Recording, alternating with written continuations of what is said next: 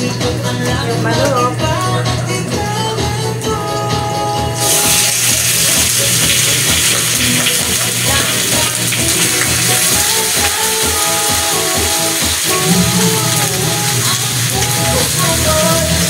Lalaki ng hiwa ng manok.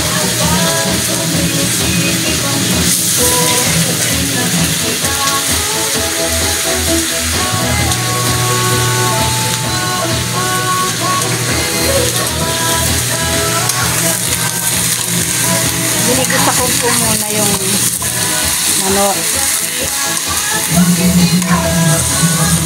Mahangin po dito kaya yung kalan ko umalag pa sa kawali. Ginigisa ko po muna sa kawali. Nililipat ko sa may sabaw.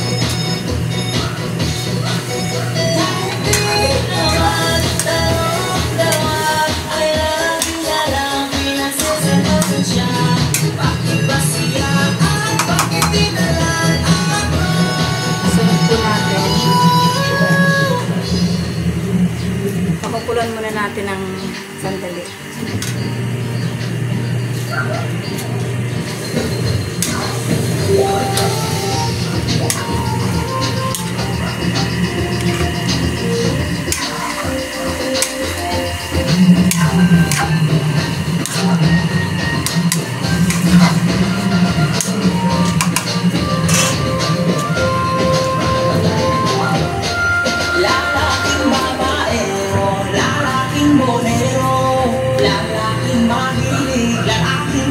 Mamaya na natin po ilagay yung gulay. Medyo kumula kasi ang gulay madali lang yan.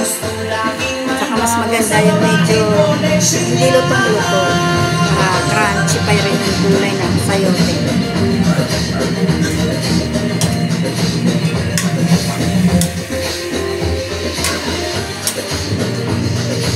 Ito po. Lilipat ko lang po siya sa kader.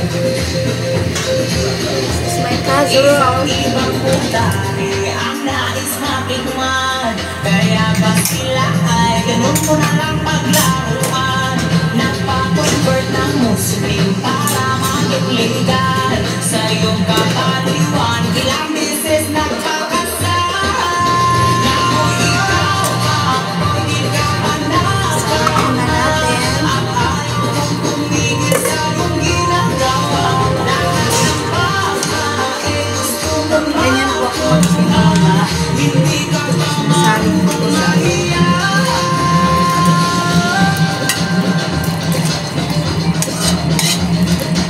Ayan. O diba? Ang dami sabaw.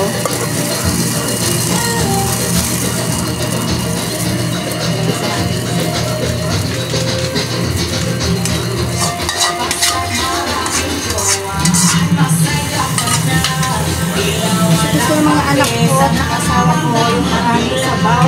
Hindi nila yung sabaw. Sabaw talaga ka. Hintay na lang po natin maluto yung manok. A few moments later. Hello po! Balik po ulit tayo. Ito na po. Kumulo na po ang aking niluluto. Ilalagay ko na po ang gulay. Gulay na sayote. Gulay na sayote. At titimplahan na po natin ng asin. Dami asin. Paminta.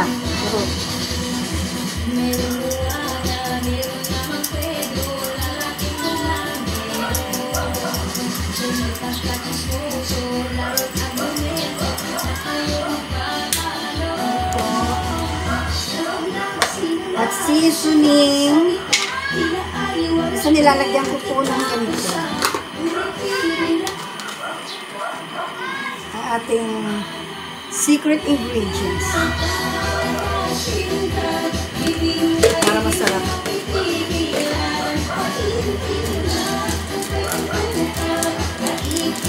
At ang ating MSG. Kulina. Hindi MSG.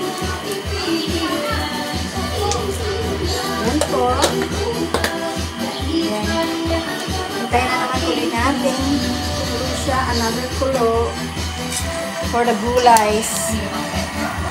Then, ilalagay na natin mamaya ang malunggay. Yun po. One eternity later. Ngayon po, ilalagay na po natin ang malunggay. Para sa last sangkap ng ating tinola. Ang malunggay.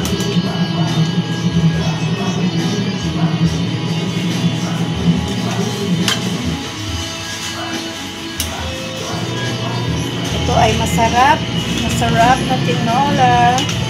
Malunggay po nilalagay ko sa tinola.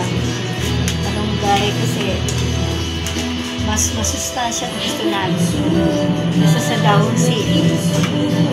Tsaka marami akong taning malunggay. Sayang naman. Okay na po ito. At papatayin ko na. Okay na po. Kakain na po kami.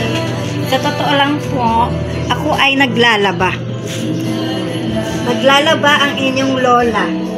Multitasking ang aking gawain. O, look at my labahan. Yan po ang buhay ng isang alta. Bye-bye!